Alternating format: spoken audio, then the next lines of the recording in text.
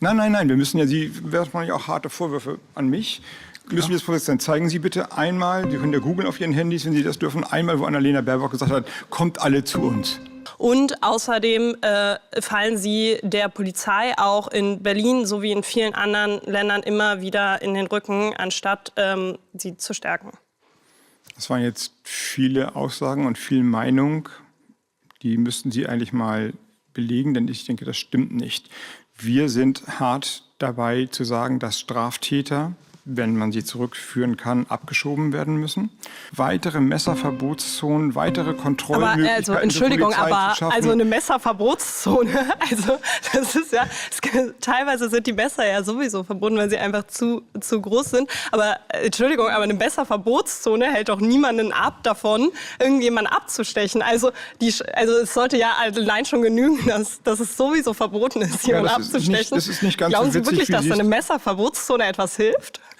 Wenn jemanden ermorden will, sicherlich nicht. Wenn man in Handgreiflichkeiten verwickelt wird und dann ein Messer zieht, schon.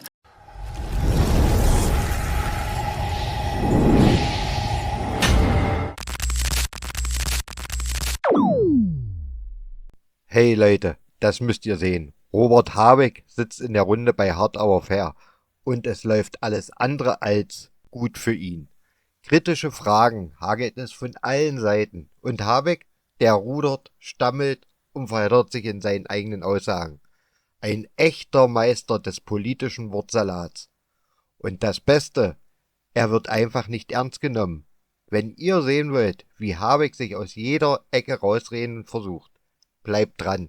Lasst gerne ein Like da, abonniert den Kanal und haut eure Meinung in die Kommentare. Was sagt ihr? Ist das noch souverän oder schon purer Kontrollverlust? Auf geht's!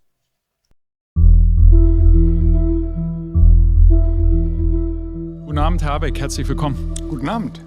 Ich freue mich, dass Sie sich heute auf diese besondere Diskussionsrunde einlassen, denn um uns herum sitzen 25 Menschen. Diese 25 Wählerinnen und Wähler kommen aus ganz Deutschland, haben ganz unterschiedliche Backgrounds, Berufe, aber sie alle eint eines. Wir haben sie eingeladen, weil sie die Politik der Grünen hart kritisieren und weil sie sich zutrauen, in einer Diskussion mit Ihnen die besseren Argumente zu haben. Das ist Hart aber fair 360. Die Sendung läuft wie folgt.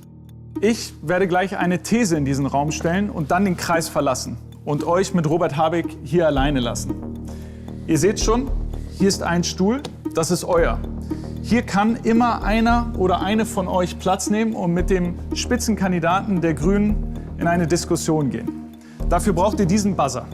Wenn ihr das Gefühl habt, die Diskussion hier in der Mitte am Tisch, die führt zu nichts, die ist langweilig, da fehlt ein entscheidendes Argument oder ihr könnt es besser, ihr wollt hier auf diesen Stuhl, dann müsst ihr auf euren Buzzer drücken. Und wenn die Mehrheit von euch auf den Buzzer gedrückt hat, dann ist die Diskussion hier in der Mitte schlagartig beendet. Und dann wird der oder die Nächste ausgewählt, um die Diskussion fortzuführen. Ihr habt es heute in der Hand. Ihr entscheidet, wie diese Debatte läuft. Alles klar, Herr Habeck, sind Sie bereit? Absolut, ja. Moin. Dann starte ich die erste Runde mit diesem Thema. Viele werfen den Grünen vor, dass sie schuld darin sind, dass Deutschland die irreguläre Migration nicht in den Griff bekommt. Der Vorwurf, die Grünen wollen die Migration eigentlich gar nicht steuern. Unsere 25 sagen daher, grüne Politik macht Deutschland unsicherer.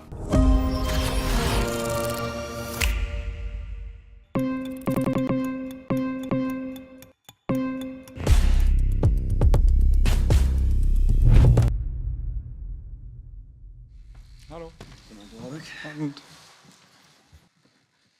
Herr Habeck, wir erleben momentan in Deutschland wachsende Fremdenfeindlichkeit und wachsenden Rassismus. Sie sagen, als Grüne, schuld daran sind vor allen Dingen die verbalen Brandstifter vom rechten Rand.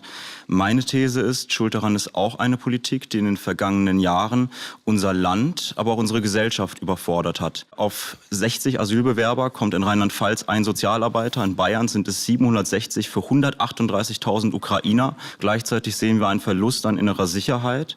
Die Zahl der Gruppenvergewaltigungen beläuft sich in Deutschland im statistischen Mittel auf 2 pro Tag. Viele Menschen empfinden ein zunehmendes Gefühl von schwindender innerer Sicherheit. Ihre Partei hat auf Landesebene Antworten geliefert. Die schwarz-grünen Landesregierungen in Deutschland haben im September vergangenen Jahres ein Papier vorgelegt, wo sie eingefordert haben, dass Asylverfahren in Drittstaaten durchgeführt werden, außerhalb der europäischen Außengrenzen.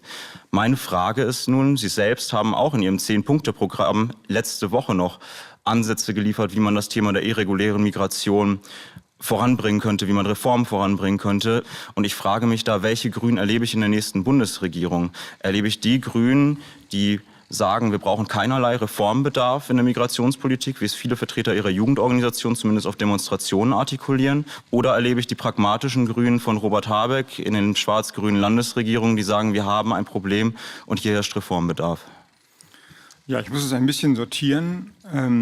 Ohne Frage hat Deutschland, dann vor allem die Kommunen, die Schulen, die Leute, die Integration betreiben, hohe Lasten getragen. Wir haben ja auch noch, oder trägt hohe Lasten, wir haben ja auch noch 1 Million Menschen aus der Ukraine aufgenommen in den Jahren 22, 23 vor allem, die ja auch Unterkunft haben wollen, die auch Sprachkurse besuchen.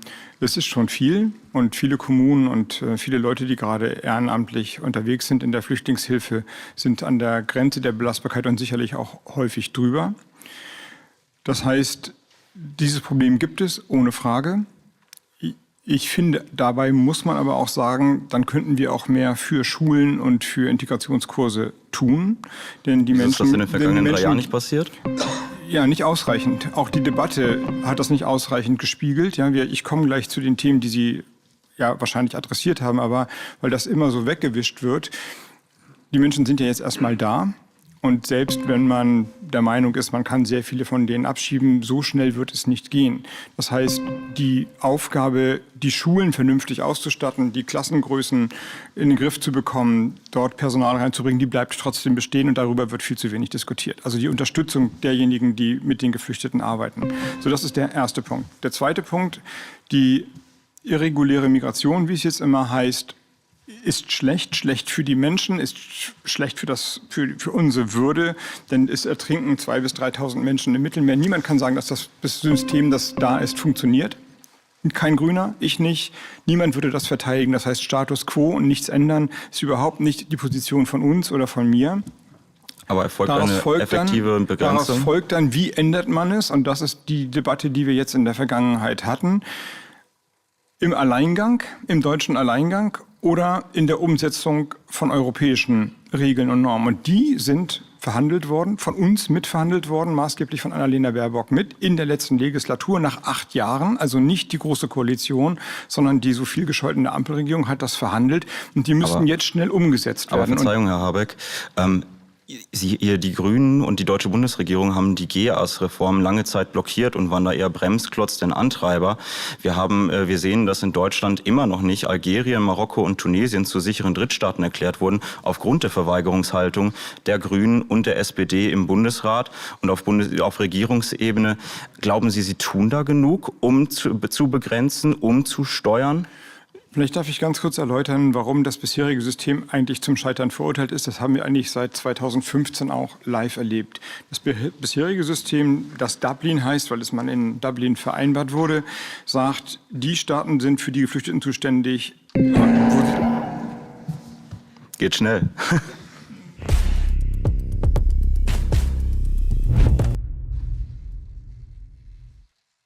Hallo. Moin. Sie haben gerade viel auch nochmal über das nicht funktionierende System gesprochen. Wir haben Anschläge, Attentate, Morde in Deutschland erlebt, von Tätern begangen, die wegen überforderter Ämter durchs System gerutscht sind. Alle Parteien haben versucht zu reagieren. Auch Ihre Partei hat sich für einen Parteitag getroffen und beschlossen, den Familiennachzug zu erleichtern. Mich würde brennend interessieren, warum Ihrer Meinung nach die Antwort auf 80% der Bevölkerung, die eine restriktivere Migrationspolitik wollen, die Vereinfachung des Familiennachzuges ist. So ist es richtig formuliert. Es geht nicht darum, die Es geht ja bei dem Familiennachzug in der Debatte nur um die sogenannten subsidiär Geflüchteten. Also es gibt ja verschiedene Kategorien von Geflüchteten und diejenigen, die hier dauerhaften Status bekommen, Asylrecht bekommen, die haben auch Anrecht auf Familiennachzug. Das stellt auch bisher niemand in Frage, auch die Union nicht, wenn ich das richtig weiß.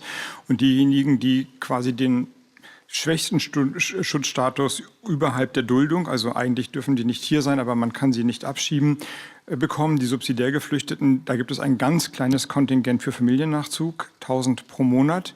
Das ist aber nicht irreguläre Migration, sondern der bezieht sich, dieser Familiennachzug, auf Menschen, die hier eine Bleibeperspektive haben, die hier arbeiten, die sich quasi integriert haben und die dann besser integriert werden, wenn ihre Kinder oder meinetwegen ihre Frau, meinetwegen auch der Mann nachgeholt werden.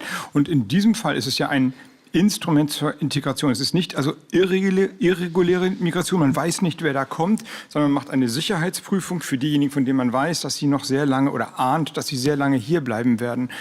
Und was wir im Parteitag beschlossen haben oder was in dem Programm steht, ist, dass die Hemmnisse oder die Einschränkung bei Sprachtests, bei Visavergaben, die sollen leichter überwunden werden. Die sollen leichter das verstehe ich, aber mich würde trotzdem interessieren, was sagen Sie zum Beispiel den Kommunen, auch den grünen Bürgermeistern, den grünen Landräten, die sagen, wir haben kein Geld, wir haben keine Betten, Sie reden viel über Sprachkurse, Sie reden über Kita-Plätze, Sie reden vor allem viel über Menschlichkeit. Wie ist es denn menschlich, wenn man Menschen in unzähligen Massen ins Land kommen lässt und dann überhaupt nicht die menschliche Basis hat, um ihm menschlich begegnen zu können, weil man das Geld und den Platz nicht hat? Nur noch einmal zur Unterscheidung. Beim Familiennachzug sind es nicht unzählige Massen. Also das ist einfach fachlich nicht richtig. Man kann sagen, wir wollen das auch nicht. Okay, aber es sind nicht unzählige Massen und es ist ungesteuert. Und den Kommunen sage ich, dass der Bund noch stärker als bisher ihnen die Lasten abnehmen muss. Dass wir aber es ist ja bisher nicht passiert. Sie sind ja 3 Jahre auch in der Regierung gewesen. Da ist was passiert. Es ist von einer pauschalen Bezahlung für die Geflüchteten hin zu einer Spitzabrechnung, sodass die Kommunen schon entlastet werden. Aber Wohnungsbauprogramme für die Kommunen sind nicht in dem Maße aufgelegt worden, wie ich es mir vorstelle, wegen der finanziellen Restriktionen, die wir uns mal gegeben haben. Also die Kommunen würde ich deutlich stärker entlasten. Davon haben die Kommunen aber nicht so viel gesehen in den letzten 3 Jahren. Aber das muss jetzt jemand anderes weiter mit Ihnen ausdiskutieren.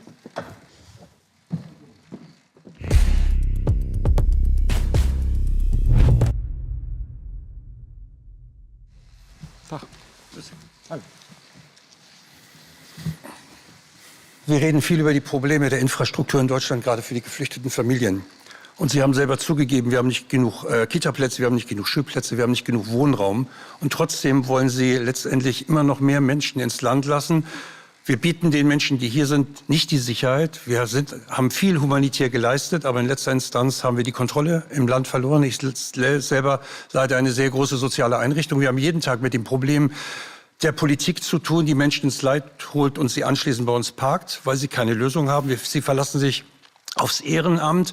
Wie wollen Sie verhindern, dass Menschen, die in unser Land kommen, anschließend in der Obdachlosigkeit landen? Wir haben allein am Flughafen Tegel 800 Kinder, die gar nicht zur Schule gehen, die in ihrer eigenen Kultur leben. Wir schaffen Subkulturen und Sie versuchen Sie diskutieren viel, Sie geben viele gute Antworten, gar keine Frage. Aber in letzter Instanz haben wir ein Problem, das unlösbar scheint, weil Sie haben gar nicht die Menschen, die dafür sorgen, dass die Menschen abgeschoben werden. Sie haben nicht genug Sachbearbeiter in den verschiedenen Bereichen. Und Sie wollen dann auch noch kontrollieren, wie es funktionieren soll, dass Menschen ihre Familien nachholen. Das alles funktioniert gar nicht. Wie wollen Sie das möglich machen? Sie sagen, wir wollen sie ins Land lassen oder wir holen sie alle. Das ist vielleicht hat Frau Baerbock übrigens die ganze Zeit lang gemacht. Nein. Wir heben die Visapflicht auf, kommt alle zu uns. Natürlich wollte mal die Fachkräftemangel. Wenn Sie mir ein Zitat von Annalena Baerbock zeigen, wo sie sagt, kommt alle zu uns. Naja. Eins. Nein. Wir müssen Sie werfen ja auch harte Vorwürfe an mich. Müssen wir das Prozess sein? Zeigen Sie bitte einmal, Sie können ja googeln auf Ihren Handys, wenn Sie das dürfen, einmal, wo Annalena Baerbock gesagt hat, kommt alle zu uns. Ja, das wird sie nicht gesagt haben. Das ist einfach nicht richtig. In welchen Zitaten das jetzt immer auftaucht, sie werden sicherlich nicht von der Außenministerin kommen. So, jetzt vielleicht kann ich einmal ansetzen bei dem Punkt, den ich vorhin schon versuchte zu machen. Warum ist das System zum Scheitern verurteilt? Zuständig sind die Länder an den Außengrenzen. Das ist natürlich bequem für alle Länder, die nicht an den Außengrenzen sind. Zu denen gehört auch Deutschland. Die Länder an den Außengrenzen, was tun die? Sie leiten die Leute durch. Die haben kein Interesse, das, was sie eigentlich machen sollten, zu machen, nämlich die Flüchtlinge zu registrieren und bei sich zu halten. Logischerweise. Hätten wir auch nicht. Wie kriegt man das System gelöst? Nun nicht, indem man es umdreht und sagt, wir lassen sie nicht mehr rein, denn dann wird der Druck nur noch größer. Dann würde ja die Reaktion der Außenländergrenzen erst recht sagen, jetzt stauen die sich bei uns, jetzt schieben wir sie erst recht alle nach Deutschland. Also brauchen wir eine europäische Antwort. Und vielleicht schaffe ich das gleich beim nächsten Mal zu machen.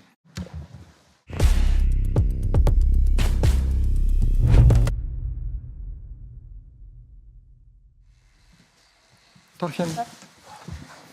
Sie haben viel über Sicherheit gesprochen und ich bin in Berlin-Neukölln aufgewachsen. Und ich bin sehr froh, dass ich dort mittlerweile nicht mehr lebe, weil, wie die Polizeipräsidentin ja auch schon richtig gesagt haben, können sich besonders auch Minderheiten dort nicht mehr sicher fühlen. Das und viele weitere, die auch besonders junge Frauen sich in Berlin und in anderen Teilen von Deutschland einfach auf den Straßen in Deutschland nicht mehr sicher fühlen. Mein Nachbar wurde vor 1,5 Jahren versucht abzustechen. Es war ein versuchter Mord. Und sie und ihre Partei tun dagegen gar nichts. Sie wehren sich gegen die konsequente Abschiebung straffälliger gewordener Asylbewerber. Und außerdem fallen sie der Polizei auch in Berlin sowie in vielen anderen Ländern immer wieder in den Rücken, anstatt sie zu stärken. Das waren jetzt viele Aussagen und viel Meinung. Die müssten Sie eigentlich mal belegen, denn ich denke, das stimmt nicht. Wir sind hart dabei zu sagen, dass Straftäter, wenn man sie zurückführen kann, abgeschoben werden müssen. Wenn man sie nicht abschieben kann, teilweise sind es ja auch Deutsche, dann müssen sie hinter Schloss und Riegel gebracht werden. Bei der Durchsetzung von Sicherheit völlig klar, wir hätten gerne bei den Sicherheitsmaßnahmen, die auch schon nach Magdeburg, nach Solingen beschlossen wurden, weitere vereinbart. Also weitere Messerverbotszonen, weitere Kontrollmöglichkeiten. Aber Entschuldigung, aber eine Messerverbotszone, also das ist ja, teilweise sind die Messer ja sowieso verboten, weil sie einfach zu groß sind. Aber Entschuldigung, aber eine Messerverbotszone hält doch niemanden ab davon, irgendjemanden abzustechen. Also es sollte ja allein schon genügen, dass es sowieso verboten ist, jemanden abzustechen. Das ist nicht ganz Glauben so witzig, Sie wirklich, dass eine Messerverbotszone etwas hilft?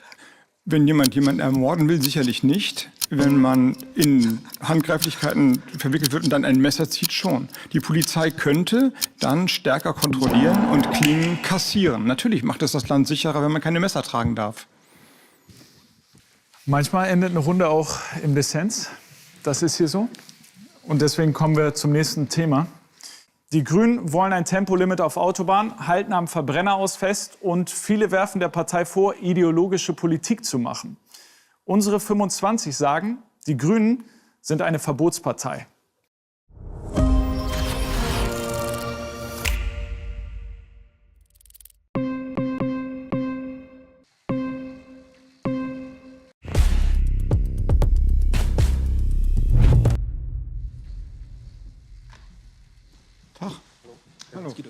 Herr Habeck, Sie halten seit Jahren jetzt am Tempolimit fest. Wir haben eine Verkehrsinfrastruktur in Deutschland, die ist unheimlich marode. Allein im letzten Jahr haben wir 516.000 Staus in Deutschland. Die Menschen standen dabei 450.000 Stunden in Deutschland im Stau.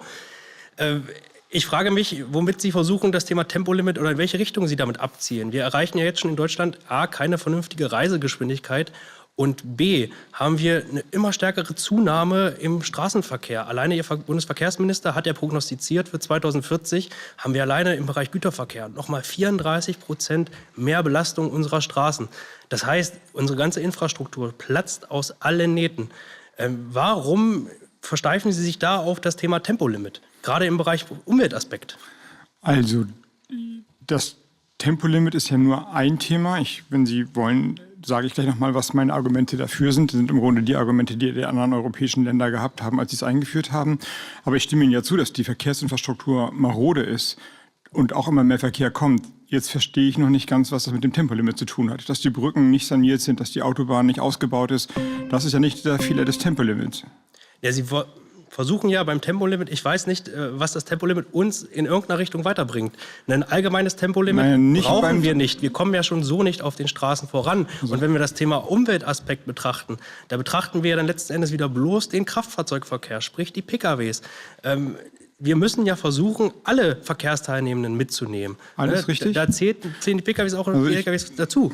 Aber wir erreichen doch nicht allein so durch so eine Reduzierung des Tempos auf deutschen Straßen, erreichen wir doch keinen so großen Beitrag zur Umwelt oder Nein, das Hauptargument für ein Tempolimit ist, dass die Unfälle weniger schwer sind. Dass wir also die Zahl von Verkehrsopfern, gegebenenfalls im schlimmsten Fall Toten, reduzieren würden. Das ist ein Sicherheitsargument. Es gibt manchmal auch das Argument, das stimmt auch, dass durch einen gleichmäßiger fahrenden Verkehr, also keiner fährt, weiß nicht was, 180, 200, 220, andere Leute müssen ausweichen, dass auch CO2 eingespart wird, also Verbräuche zurückgehen. Aber das ist gar nicht mein Hauptargument. Mein Hauptargument ist eigentlich ein Sicherheitsargument. Aber warum gehen wir denn nicht auf die Unfallhäufungsschwerpunkte dann ein? Wir können doch nicht alles immer auf das Thema Geschwindigkeit in Sachen Verkehrssicherheit schieben. Aus meiner Lektüreerfahrung und vor allem Auslandserfahrung ist auch so, dass auf den Strecken, die noch kein Tempolimit haben, das Hin und Her, das Beschleunigen, das Anfahren, das nicht in einem ruhigen Fluss des Verkehrs unterwegs seiende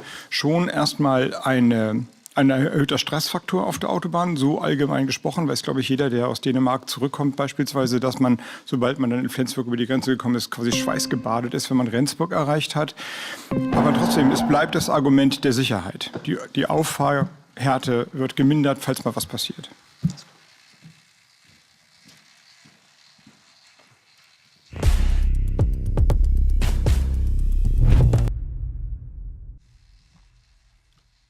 Moin. Hallo. Hi.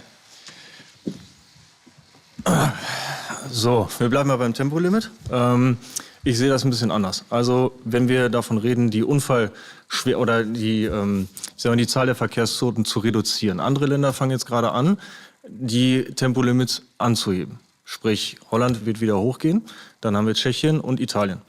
Wir wollen das genau in die Gegenrichtung ausprobieren und wir haben ja nachweisbar viel weniger Verkehrstote auf deutschen Autobahnen wie das Umland mit Tempolimit. So. Das Zweite ist, dass auf unbegrenzten Streckenabschnitten ist die Durchschnittsgeschwindigkeit 113 km/h. Wie wollen wir jetzt irgendwas verhindern? Also erstmal, ich verstehe und kann akzeptieren, dass Sie sagen, Tempolimit will ich nicht. Aber das Gegenargument leuchtet mir so wenig ein, dass Sie sagen, durch kein Tempolimit wird der Verkehr sicherer. Ich habe nicht gesagt, der Verkehr wird sicherer. Ich habe gesagt, in umliegenden Ländern mit Tempolimit ist der Verkehr vielleicht nicht sicherer, weil da haben wir laut Unfallstatistiken viel mehr Unfälle, auch mit Todesfolge. Aber können wir darüber übereinstimmen, dass wenn Unfälle bei hoher Geschwindigkeit passieren, dass sie schlimmer sind, als wenn sie bei nicht so hoher Geschwindigkeit passieren? Also wenn man mit 180 km/h hinten drauf fährt oder das Auto entgleist, dass es dann wahrscheinlich einen härteren Aufprall gibt, als wenn man es mit 130 täte? Ja, unterliegt das aber nicht vielleicht der Eigenverantwortung der Leute? Klar, das kann man so argumentieren. Aber also mein Argument ist ja, dass ein Unfall weniger schlimm ist, wenn die Geschwindigkeit etwas gedrosselt ist und weniger häufig passiert, weil ja, das denke ich, ist die Erfahrung, die alle sammeln. Ganz Europa hat ja ein Tempolimit. Ne? Das ist sozusagen ein deutscher Sonderweg, eine deutsche Ausnahme. Wir sind das einzige europäische Land, das kein Tempolimit hat. Das ist doch gut so. Ja, das können Sie ja finden, aber es ist ja nicht so, dass wir keine Erfahrung hätten und ich weiß nicht, wie es Ihnen allen geht. Man kann ja sagen, ich liebe das, 220, 240, 180 zu fahren und die anderen müssen dann eben zur Seite gehen. Meine Wahrnehmung ist, dass man entspannter reist und wenig Fahrzeit verliert, wenn man in Skandinavien beispielsweise, ich nehme jetzt Dänemark, weil ich da oben an der Grenze wohne, unterwegs ist. Und sobald man dann in Deutschland ist, dann mit Lichthupe brettern die Leute an einem vorbei. Das ist im Kern das Argument für das persönliche Fahrgefühl. Auf jeden Fall sind die Leute, die ganze Zeit nur 130 fahren dürfen, sind definitiv nicht aufmerksamer als die Leute, die auf eine linke Spur achten, weil wo man, schneller wenn gefahren einer wird. 200 km/h fährt, Angst hat, dass er ihn überbügelt und deswegen fährt man mit Angst und ist... Wieso Angst? Warum? Ich achte einfach nur darauf... Nein. Ich versuche zu übersetzen, was Sie sagen. Das ist falsch. Das ist einfach, Sie haben ja gesagt, man wird irgendwie unachtmerksamer, wenn alle ungefähr die gleiche Geschwindigkeit haben. Das heißt ja im Umkehrschluss, man ist achtsamer, weil einer von hinten kommen kann mit, was immer, 200 km/h. Es bedarf einer anderen Aufmerksamkeit. Aber das heißt ja Verkehrssicherheit durch Angst. Nein. Das ist ein bisschen falsches Framing. Das ist nicht Angst, das ist Aufmerksamkeit. Sondern ich finde es auch in Ordnung, wenn Leute am Steuer aufmerksam sind. Absolut. So, und dann verstehe ich die Tempolimit-Debatte. Außerdem haben wir gar nicht mehr so viele freie Abschnitte und auch so viele Baustellen. Wahrscheinlich kommen wir da nicht zusammen. Ich kann Ihr Nee, Argument das nur kann so, ich versprechen. Ich kann Ihr Argument so übersetzen, dass Sie sagen, die Achtsamkeit kommt durch die Angst vor Ausfallunfall oder dass jemand volle Kanne da hinten drauf kommt. Und Nein, die das Achtsamkeit entspricht kommt sozusagen einfach auch nicht daher, meiner weil Pädagogik, ich muss geschweige denn aufmerksam sein. meiner Erfahrung im Straßenverkehr. Ich glaube, das Gespräch ist beendet. Vielen Dank. Okay. Danke. Und Herr Habeck, können Sie noch? Wir haben ja gerade erst angefangen. Dann gehen wir direkt über zum nächsten Thema. Hohe Energiepreise, auch weil Robert Habeck die Atomkraftwerke endgültig abgeschaltet hat. Dazu kommen viel Bürokratie und ein Investitionsstau.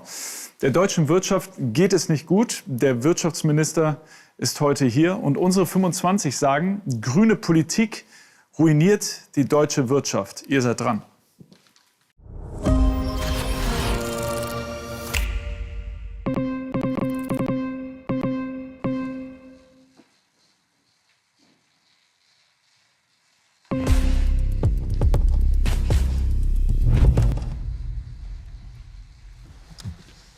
Hallo.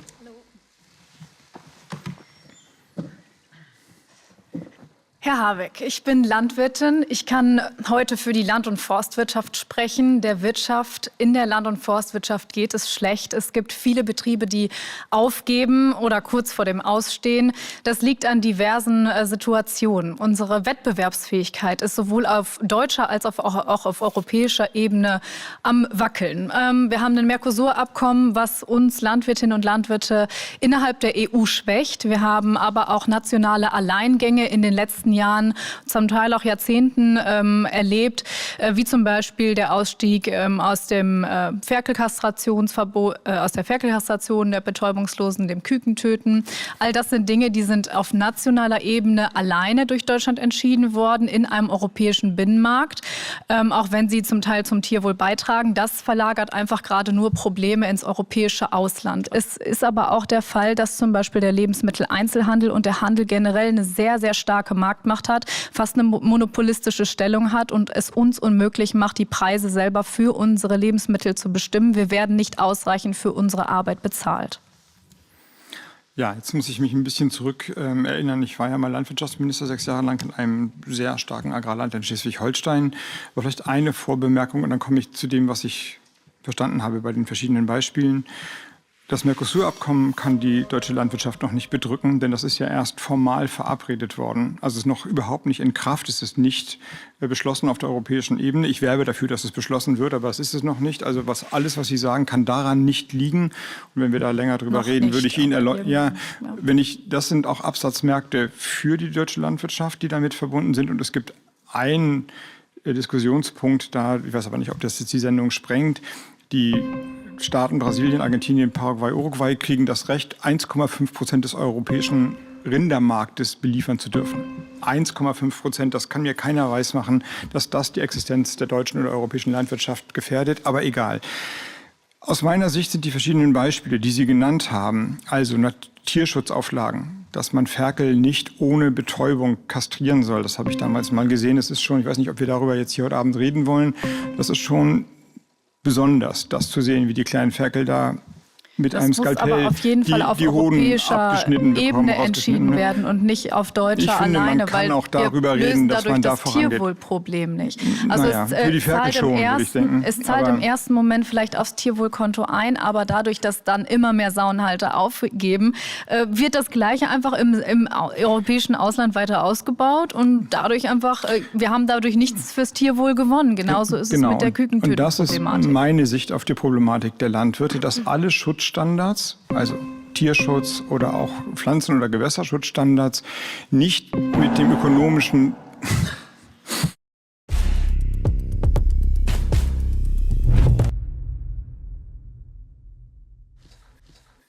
Sie können gerne noch zu Ende antworten, bitte. Darf ich? Ja, bitte, bitte. Okay, das ist gut. Dürfen Sie mir aber nicht von meiner Redezeit aber wegnehmen. das ist ein bisschen fair, außer Sie sind auch Landwirtin. Nein, weil dann bin können ich Sie nicht. schwer Komm woanders gegenhalten. her. Aber gut, dann sage ich versuche es im Schweinsgalopp zu sagen.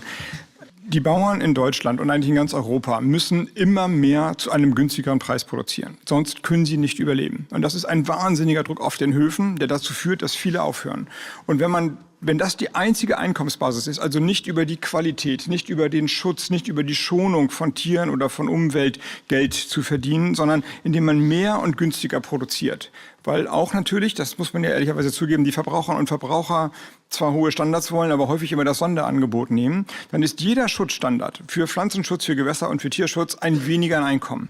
Und wenn das nicht aufgelöst wird, dann haben Sie völlig recht, dann kann die Rechnung nicht aufgehen. Also müssen wir entweder die Bauern dafür bezahlen, dass sie geschütztere Produkte machen, ich würde sagen wertigere Produkte. Das kann man dann entweder staatlich machen oder an der Supermarktthese.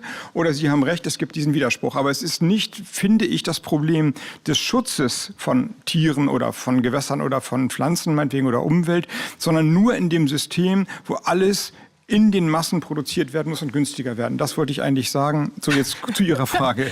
Die Rechnung geht auch an anderer Stelle nicht auf. Ich komme aus dem Handwerk und meine Wochenenden werden immer kürzer.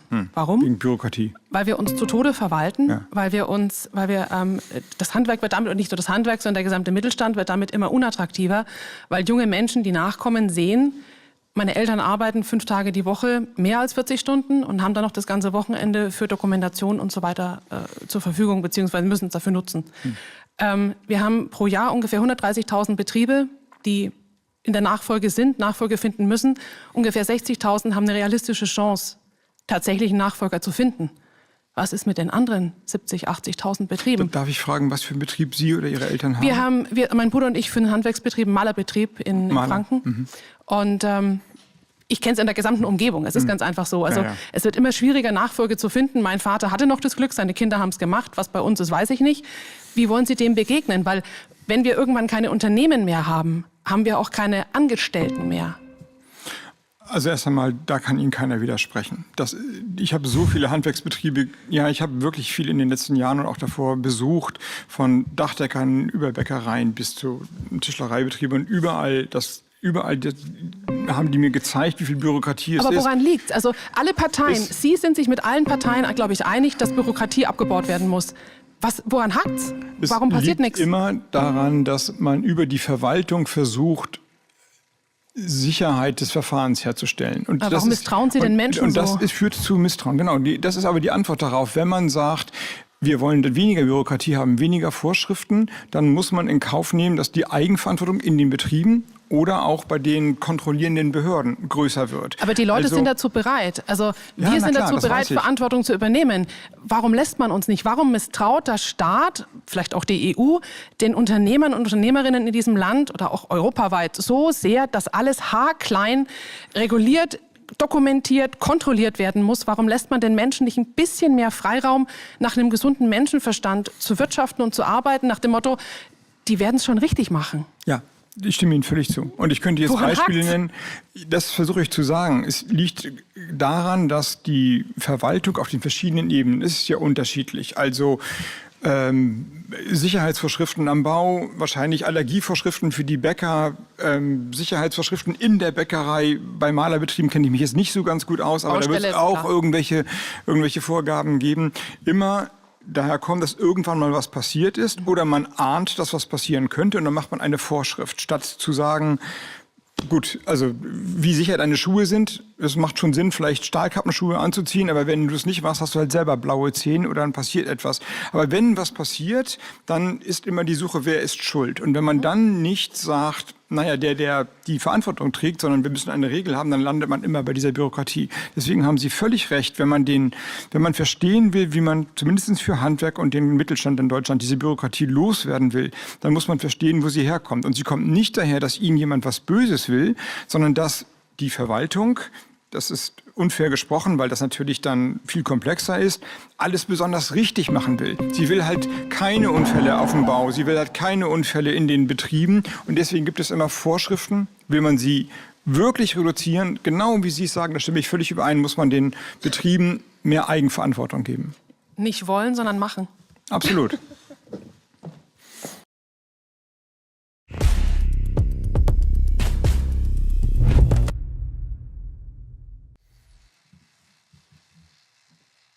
Moin. Ja, hallo. Wie man gut sehen kann, ich bin ein Bäcker und Arbeit muss sich lohnen, Herr Habeck, sowohl für Arbeitnehmer als auch für Arbeitgeber. Ihre Partei hat die Idee, 15 € Mindestlohn zu fordern, was ich total abwegig finde, weil es gibt eine Tarifautonomie und Sie haben sich da nicht einzumischen. Des Weiteren hätten unsere Mitarbeiter nichts davon, weil ja Lohnnebenkosten, Steuern und so weiter steigen, die Preise steigen, wir müssen den Verbraucher mehr Preise aufdrücken. Wo soll die Reise hingehen? Wenn wir verschiedene Sachen, ich bleibe mal kurz beim Mindestlohn. Der Gedanke dahinter ist, dass man von seiner Händearbeit leben kann. Man muss sich ja dem Handwerksmeister nicht erklären, dass das ein ehrenwerter, konservativer Punkt ist. Na, wenn man weniger Lohn hat, wird es schwieriger. Ja, das ist das Argument, warum wir jetzt bei 15 € Mindestlohn angekommen sind. Wir haben uns am Anfang der letzten Legislatur, also 21, darauf verständigt, die Distanz, die entstanden ist, weil der Mindestlohn nicht schnell genug mit der Inflation gestiegen ist, einmal gesetzlich aufzuholen, dann ist er auf 12 Die und so weiter Herausforderung ist doch geholt. folgendes, Herr Habeck. Und dann Ich zahle tariflich oder übertariflich. Nein, aber was ich sagen will, ist, die 15 Der Punkt € ist folgender. Wir zahlen als Arbeitgeber doch so viel, wie wir können, wenn wir gute Mitarbeiter kriegen. Aber wenn wir Geflüchtete beschäftigen, wie ich in meinem Unternehmen, haben wir 35 verschiedene Nationen beschäftigt. Die Menschen können nicht unsere Sprache sprechen und sie haben auch nichts gelernt. Ich kann dieser Person nicht 15 € bezahlen, weil sie das nicht erwirtschaftet.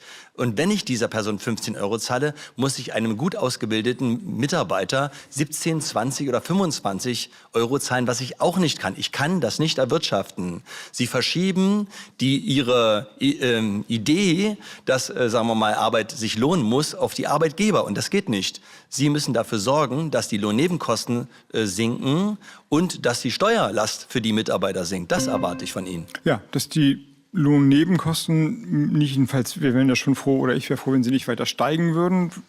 Das ist richtig, dass da ein Problem ist.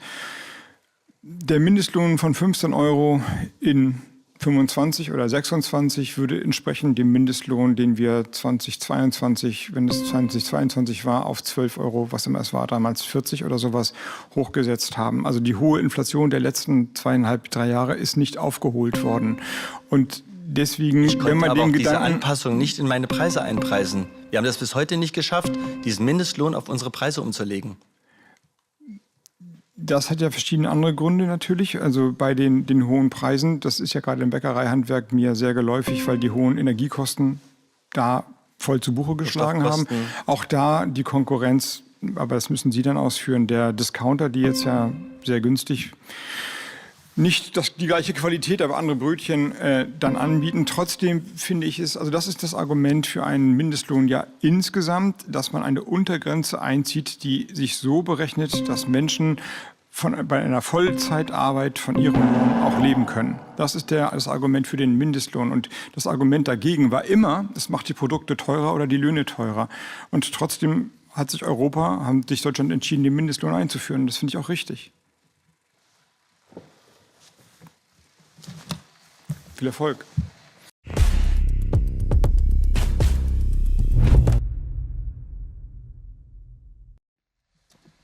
Tachchen.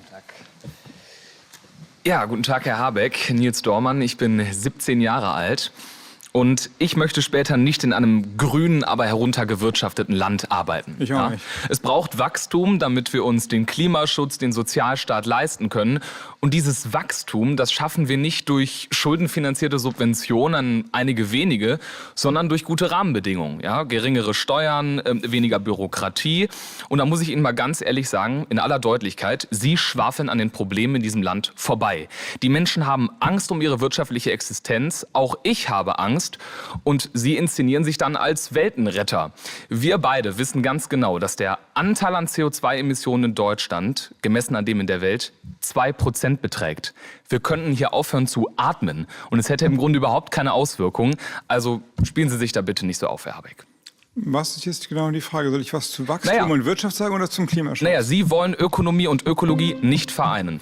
Ja, richtig ist, dass Deutschland ungefähr für 2% der CO2-Emissionen steht, aber wir sind 1% der Weltbevölkerung. Würde die Weltbevölkerung also die gleichen CO2-Emissionen haben wie Deutschland, hätten wir ein ganz anderes Problem.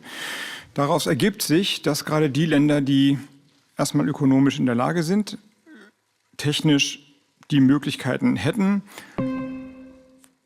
ihren Beitrag leisten sollten. Wir werden die anderen Länder ja nicht überzeugen, wenn wir es nicht tun. Herr Habeck, keiner wird uns auf diesem Weg folgen. Nein, das ist ja nicht richtig. Wir setzen unseren Wohlstand aufs Spiel. Das ist ja nicht richtig. Es ist Natürlich. Ja genau, nein, es ist ja genau umgekehrt. Wir sehen es doch gerade. Wir sind, ja, das Problem in Deutschland, das Wachstumsproblem hat viele Ursachen. Auch die hohen Energiepreise durch den Wegfall der fossilen Energien aus Russland. Hätten wir mehr Erneuerbare gehabt, hätten wir die Energieinfrastruktur diversifiziert, wir hätten ein anderes Problem. Vor allem aber sind wir nicht innovativ genug gewesen. Und Sie sehen es ja überall, die Automobilindustrie leidet im Moment darunter nicht, dass sie das neueste Produkt, günstige, leistungsfähige E-Mobilitäten auf den Markt bringt, sondern dass es die anderen tun. Und Sie wollen jetzt innovativ sein. Ich sage nur Stichwort Heizungsgesetz. Ne? Also technologieoffen war das nicht. Und warum haben sich so viele Menschen danach noch eine Öl- und Gasheizung angeschafft? Ja, weil sie den Menschen Angst machen, Herr Habeck. Jetzt warte ich mit dem Argument nachher, aber ich würde zumindest das Argument nachher gleich noch mal gerne zu Ende bringen.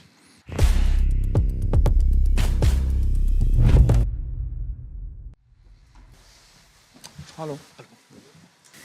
Hallo, ich bin auch aus dem Handwerk. Ich bin Tischlermeister und arbeite im Familienbetrieb. Und Sie haben das Thema Bildung angesprochen und ich beschäftige mich sehr viel mit dem Thema Ausbildung oder setze mich sehr viel dafür ein. Egal, ob es bei den Handwerksjunioren ist, als ehrenamtlicher Prüfer oder auch im Betrieb, wo ich Ausbilder bin und die Ausbildung unterstütze. Und ein wichtiger Punkt, den das Handwerk immer wieder fordert, ist, dass berufliche und akademische Bildung gleichwertig sind. Das ist ein Punkt, der wird immer wieder besprochen seit Jahren und es sind auch Sachen passiert, aber wichtige Punkte wie ein DQR-Stufengesetz, was man hätte einführen können, ein Gleichwertigkeitsgesetz oder wirklich eine gleichwertige Finanzierung auf allen Ebenen. BAföG meinen Sie, also das Ausbildungs-BAföG beispielsweise? Zum Beispiel, ja. Oder auch die Finanzierung der überbetrieblichen Ausbildung. Da wurde wenig gemacht in den letzten Jahren, obwohl es gab Ansätze, aber die wurden einfach nicht umgesetzt. Aber ich bin voll bei Ihnen. Also erstens habe ich sehr viele Ausbildungsfeiern, Meisterbriefe bzw. Ausbildungskurse besucht und das ist total wertvolle Arbeit. Also will ich einmal sagen, danke dafür und an alle Betriebe, die ausbilden und die Probleme sind ja andere, aber vielleicht vergleichbare Probleme, die andere Menschen auch haben. Eine Sache, die mir so entgegengeschlagen sind, ist, dass im ländlichen Raum die Berufszentren der Kammern oder der berufsbildenden Schulen, das wird ja auch immer stärker gebündelt, die Wege werden immer länger und dann haben mir die jungen Leute gesagt, wir müssen erstmal einen Führerschein machen, um die Ausbildung zu machen, nicht nur für die Ausbildung und der kostet inzwischen 4.000 €, was ich auch nicht wusste und aber gerade bei sowas könnte man noch ansetzen mit zum Beispiel Azubi-Wohnheim oder dass zum Beispiel Fahrtickets auch für Azubis gelten, was sonst immer nicht der Fall war. Genau, das wäre ja, wenn man denn Busse hätte im ländlichen Raum mit dem Deutschlandticket jetzt auch sogar beantwortet gewesen, wenn es denn günstig ist. Aber in dem Fall haben wir jetzt den Führerschein, würden wir den für die Ausbildung auch noch bezuschussen, dass daran die Ausbildung nicht scheitert. Ein Satz noch der Gleichwertigkeit des BAföGs. Ich bin voll dafür. Und wir haben darum gekämpft, das in dieser Legislaturperiode noch hinzubekommen. Gab ein paar Widerstände, aber meine Partei und ich würden das gerne genauso machen, also eine Gleichstellung des Studien- und des auszubildenden BAföGs. Dankeschön. Das war's? Das war's schon.